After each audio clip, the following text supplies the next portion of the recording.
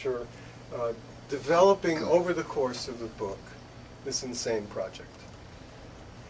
And the golem part of it came later. This whole book was written without golems in it, practically. And then Donna and I went to Prague, and part of Prague kitsch, you may know, there are two kitsch centers in Prague. One is Franz Kafka, and one is the golem, right?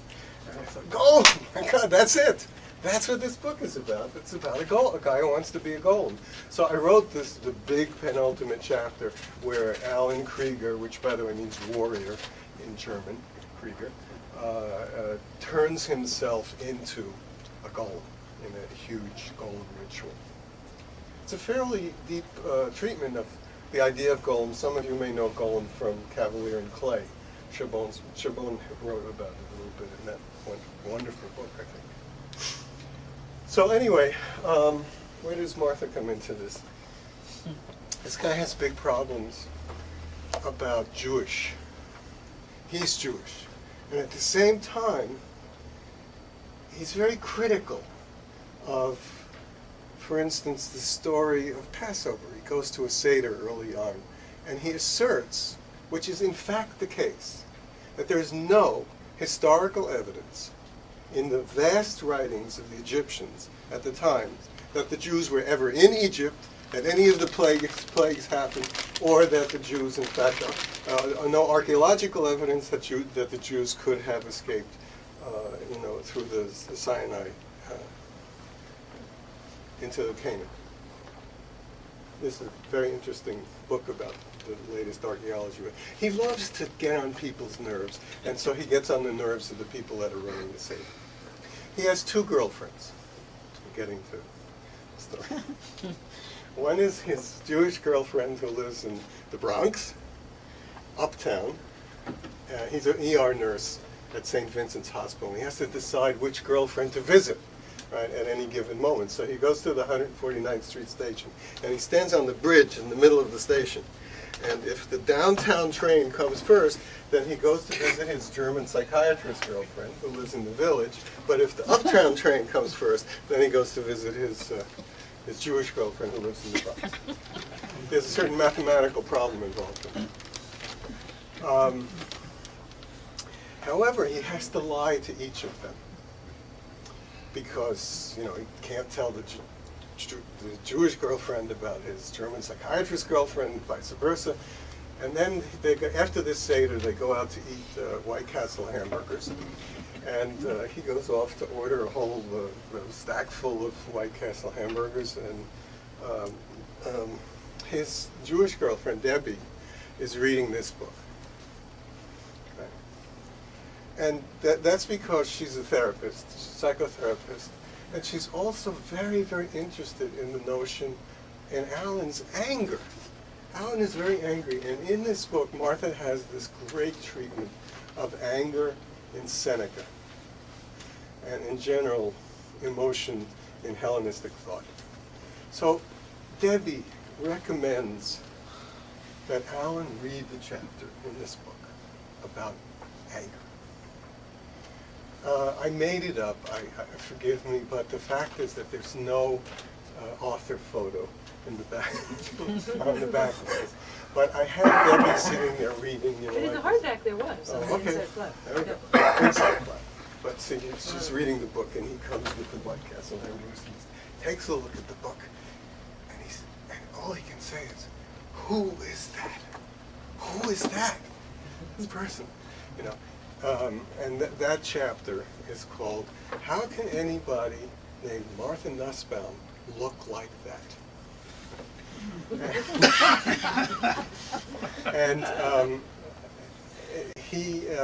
very devious. He thinks that Martha will solve his problem because she's obviously Jewish because of her name, but she looks Goyish because she does, and she's a full professor, and she'll be able to support him, and et cetera, et cetera.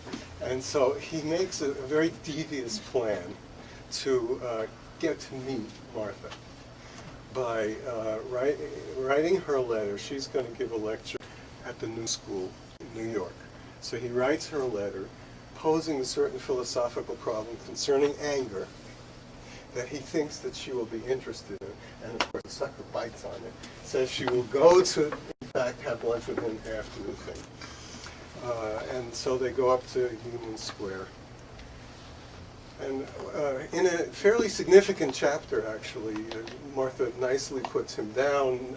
His agenda of getting her, as a girlfriend is quickly shunted aside, and and then they get into the meat of the chapter, which does in fact have to do with the philosophy of anger and Alan's anger and all of that.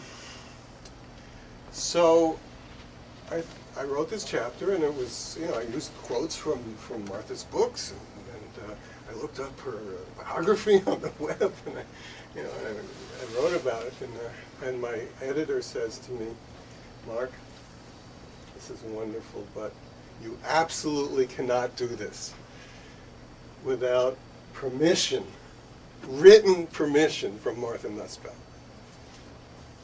The legal department will not have this.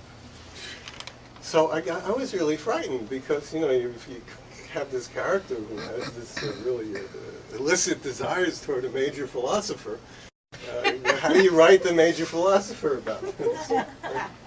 So that was it. It took me literally 6 months to work up the courage to write a letter to Martha at the university. She teaches at the University of Chicago Law School. So I got her address off the internet, and I wrote her a letter. I told her what this was about. The same day, she answers. She's the world's greatest email responder.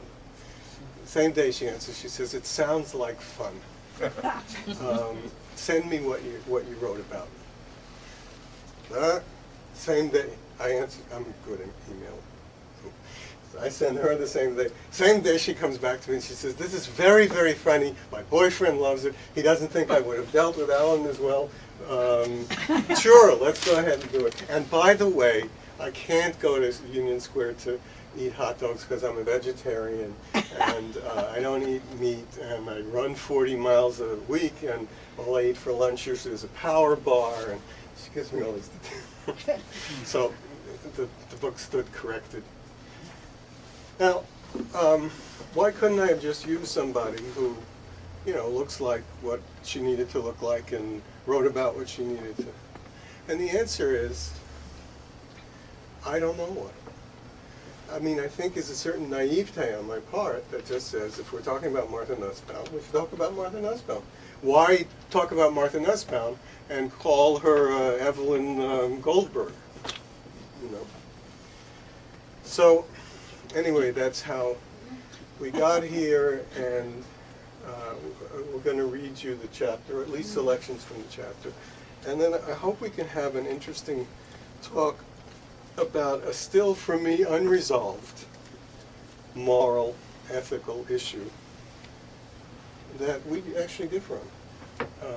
And that is the permissibility of putting words into people's mouth, especially living people, or, this will come up a little bit later, capturing people in their entirety in a book, using them and their lives as the subject matter of the book, as the defining subject matter of someone's life. Because they die and the book stays. And there's a little secret guest here, and that we can talk about later. So anyway, let's do Let's do it. Let's So do I'll it. go off stage now, and I'll interview at the right time. She's an actress, I'm not an actor, but we'll give it a try. So Alan says he's going to meet her in the lobby of the New School, and he's down there waiting for her at noon or something. And he takes out the letter that he's gotten from her, and he says, "Here's my dance card. Let me smell the envelope for the 100th time. And for the 100th time, it smells like offices.